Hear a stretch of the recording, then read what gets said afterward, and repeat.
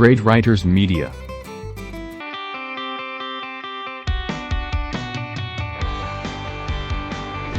I'm Logan Crawford, and right now on Spotlight in Hebrew Princess, an ancient love story of faith, author Rhonda Boehm shares the tale of Sarah and Abraham, a couple whose devotion to each other and to God is tested time and time again as they navigate the issues of faith, safety, and loss in the desert. Join us as we talk to her about the challenges faced by these biblical figures and the enduring power of their story. We're delighted that Rhonda is joining us here today. Thank the team at Great Writers Media for helping us put Rhonda in the spotlight today, and ask viewers like you to support writers like her by subscribing to our channel. Rhonda, thank you so much for joining us here today.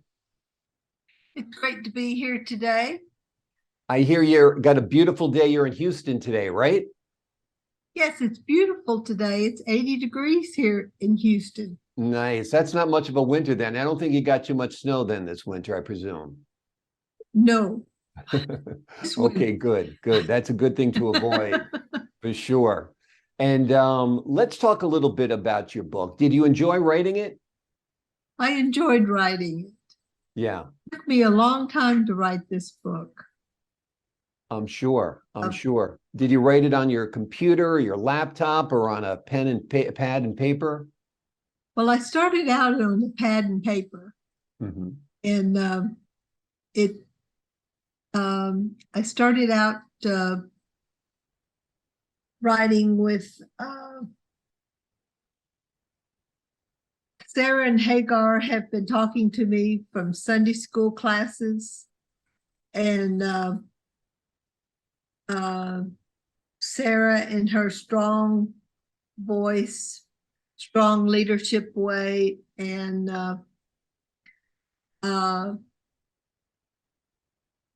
Hagar in her manipulative way, but also in her strong voice. Yeah. Hagar has a strong voice, and but also in a needing to be noticed voice. And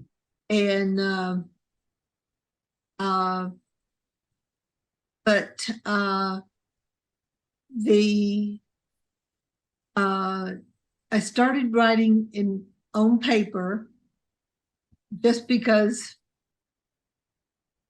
I didn't have a computer at that point. It's kind of the easiest thing to do. You've got the thoughts in your mind. It's the easiest thing to do. And instead of breaking out a computer or borrowing a computer, just jot it all down. And that's part of the fun, I imagine. Did you write like the whole big story first and then go back and rewrite? Or did you just kind of start at the beginning and journey on through? No, actually, I wrote Hagar's story first. I wrote a short story about Hagar, and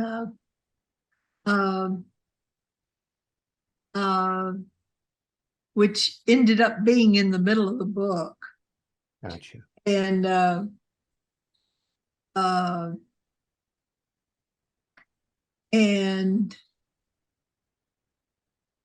I'd imagine you're a person of great faith. Do you tell me a little bit about your background as far as religion goes? Do you enjoy going to... That's a journey too. Okay, tell us about that a little bit. I did grow up in the church. My family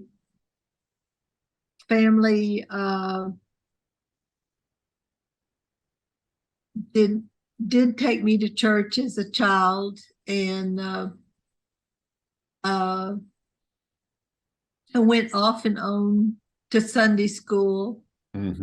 I didn't go religiously, so to speak, but I went off and on and joined in high school, and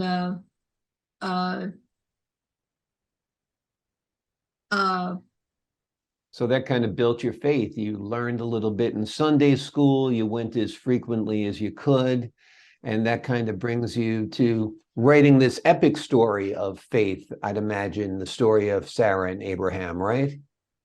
Yes, I didn't actually start writing until after I retired. Mm-hmm. And I didn't even think about writing until after I retired.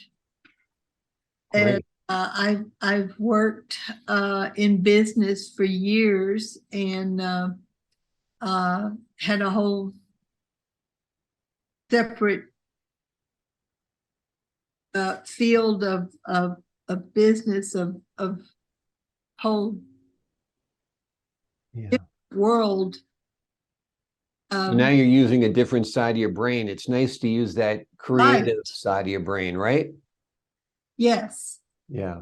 Now I'm using, like you said, a whole different side of my brain and a whole different side of my personality. That's And what's been the reaction of your family and friends when they've seen your book? Are they supportive? Have they enjoyed reading it? Tell me a little bit about that.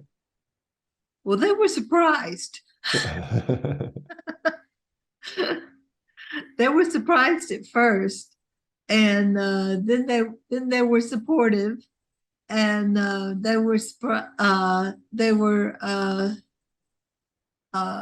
they've always been supportive of anything that I've done. My family is very supportive of anything that we do. I have a very supportive family. That's great. Who did you give the book first to? Did you give it to somebody close to you? Who did you give the book to and say, hey, I wrote this. What do you think? I gave it to my cousin first. Mm-hmm.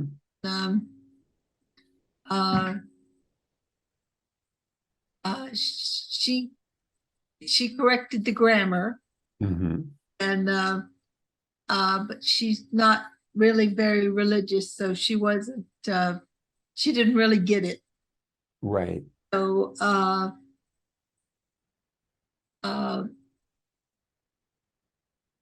then. So you gave it to your cousin. She kind of worked as an editor because she was able to correct some of the grammar, which is nice. That's helpful to have. But she's not a very religious person, so she didn't quite understand the message. And the message is a very deep message. If you were to tell the audience what that message of your book is, what is that? What would you like them to know about this story? It really is a book, the story of faith. Mm-hmm. It really is about Sarah moving from not understanding God to having faith and trust in God. And because she goes from having she follows Abraham all along, and she hears God talk to her. That's great. You know, we all kind of go through that journey, don't you think, where we don't really know God, we don't understand God, but as we mature and as we listen to what's inside our heads and listen inside our hearts, we start to get a feeling for God, an understanding of God. Yes, but she doesn't. But she realizes that Hagar has a more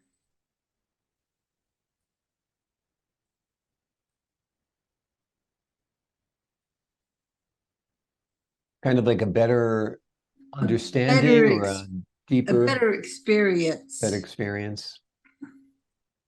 Yeah. Or sees God. Yeah. Or God sees Hagar. Hagar sees God. Hagar sees, let's see now. How does it go? Hagar sees God. Let's see, sees God. Sees God. I'm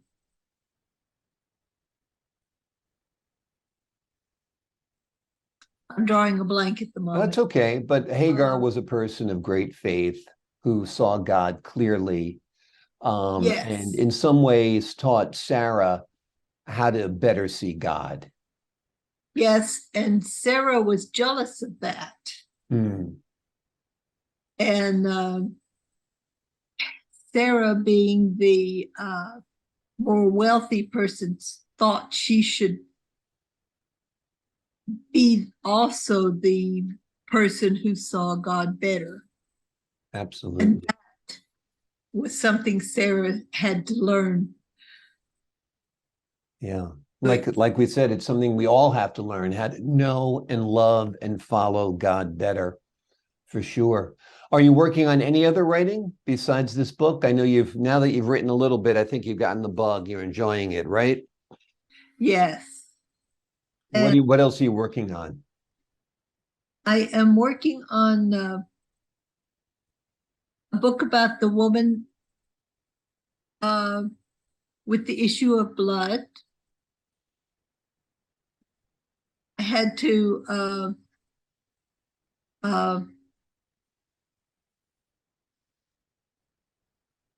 create a name for her because she's not named. Mm-hmm. And I gave her a whole family.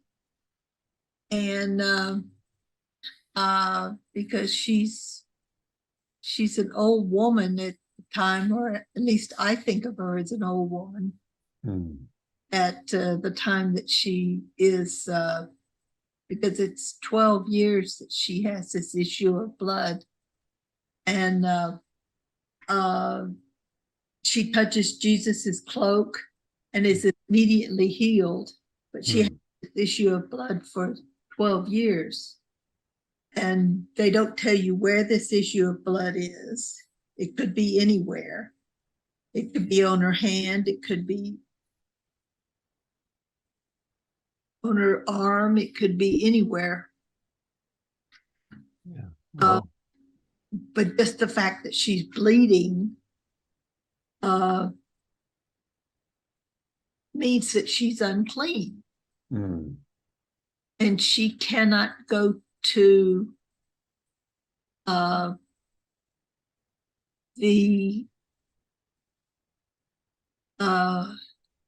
worship centers until she's clean. Right. And that for 12 years, she cannot go to worship. And so I've created a whole family around her, and her family, her children are embarrassed. Her husband's become embarrassed. It sounds like quite an epic story. Absolutely. And it also teaches about the healing touch of Jesus, which is really beautiful. Yes. Yeah, absolutely. Absolutely. That sounds great. Do you have a name for this new book that you're writing?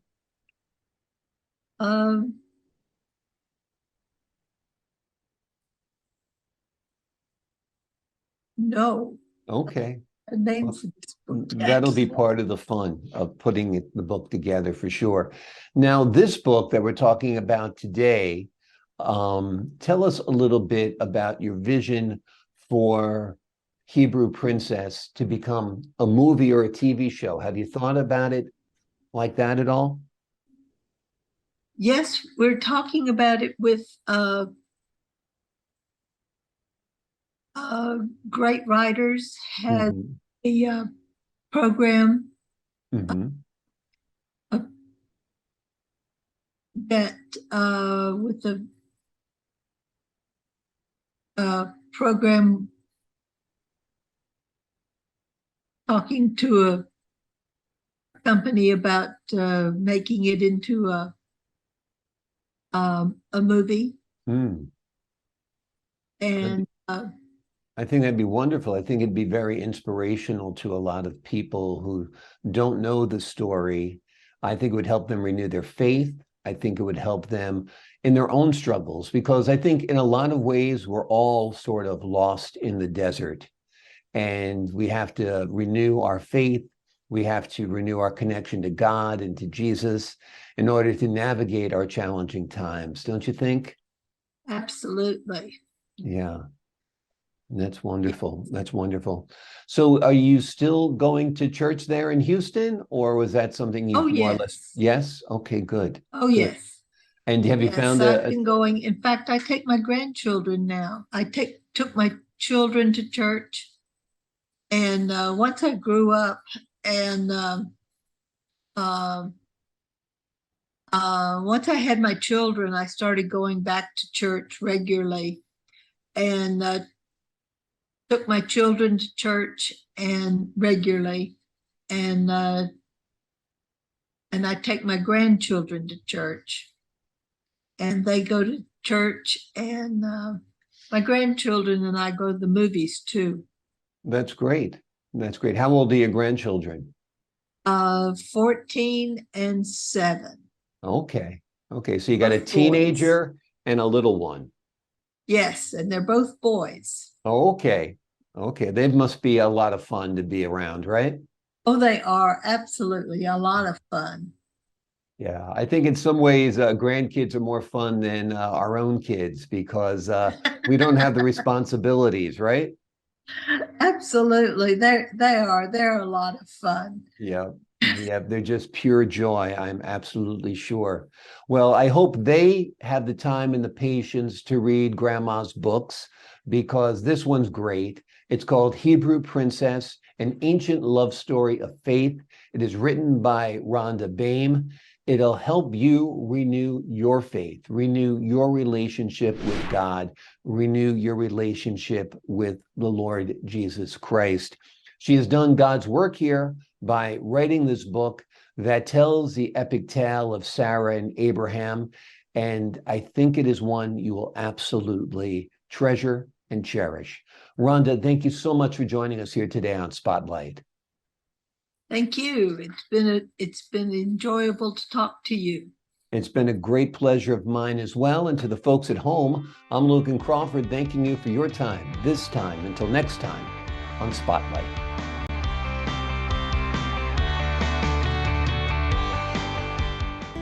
Visit www.greatwritersmedia.com. Email us at info@greatwritersmedia.com. Call us at 877-600-5469. Subscribe now.